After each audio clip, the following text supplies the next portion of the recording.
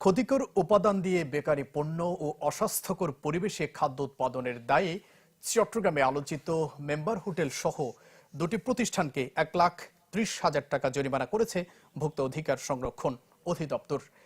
দুপুরে নগরীর ওয়ারলেস এলাকায় অভিযানে হোমমেড ফুড এবং মেম্বার খাবার হোটেলকে জরিমানা করা হয়। এর মধ্যে মিষ্টিতে তেলাপোকা সহ বিভিন্ন পোকামাকড় থাকায় মেম্বার হোটেলকে 30,000 টাকা জরিমানা করা হয়।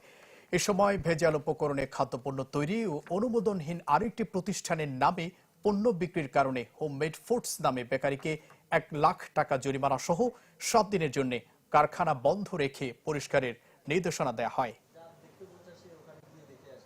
আমরা যা দেখতে পেলাম, আমরা নিষিদ্ধ কেমিক্যাল যেটা হাইড্রোজ ব্যবহার করতেছে, এটা নিষিদ্ধ কেমিক্যাল, এটা ব্যবহার করতে পারবে না। তারপর হচ্ছে ওই চেরি নামে তারা রং দিয়ে এক ধরনের জেলি, এটা কেটে কেটে টুকরো টুকরো করে ছোট ছোট করে এটা বিক্রি করতেছে। জেলি এবং কেমিক্যাল এই সমস্ত মিশে এটা ব্যবহার করতেছে। আর এরপরে আমরা যেটা দেখতে পেলাম সেটা হচ্ছে আর একটু ভয়াবহ। এখানে অপরিচ্ছন্নতার কোনো শেষ নেই। খাবারের সাথে যে ডোটা তৈরি করতেছে বিস্কিট, সেটার সাথে পোকা পর্যন্ত মিশে আছে।